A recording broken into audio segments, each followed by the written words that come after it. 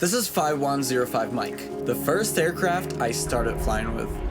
It does look like it belongs to a museum, but that's okay, I guess. In fact, according to FASafety.gov, the average age of 150,000 American general aviation fleet is 50 years old. If it sounds crazy to you, we are in the same boat. The good thing though is there is an explanation, and it's kind of cool. We don't keep them from retiring for what they are.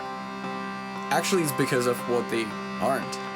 Let's go back a little and look at this guy. His first name is Clyde, but his last name is well known all over the world. Cessna. The founder of Cessna Aircraft Company was an American aviation pioneer.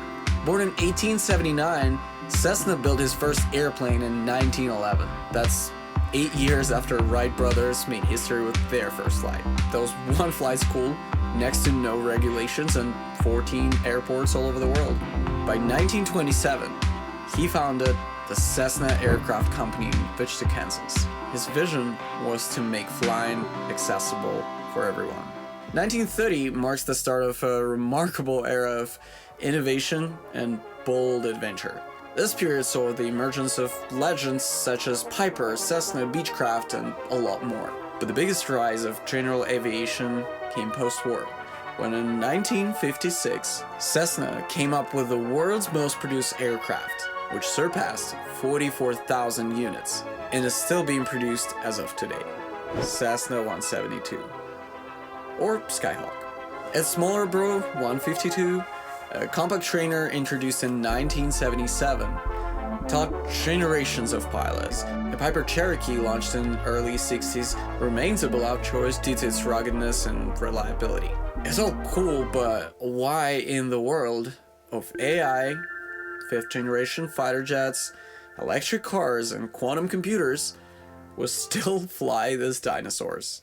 Well, as I said, for what they aren't.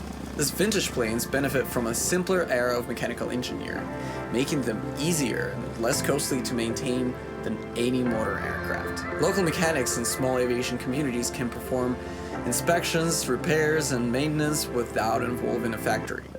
What about safety? Well, FAA enforces extensive annual inspections, engine overhauls, and comprehensive maintenance practices.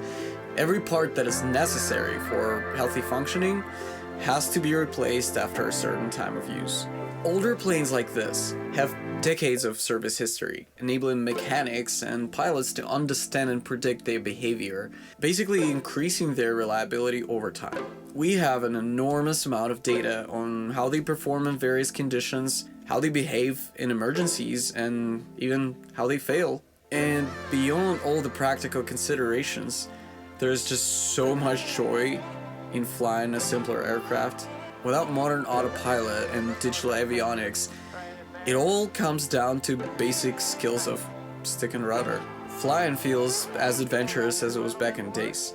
So short answer is, all planes are practical, cheap, safe, and give us really good understanding of basic skills. But my personal favorite thing is that in our lives basically filled with everything disposable, we have those planes that are built way before I was born, and who knows, may outlive me.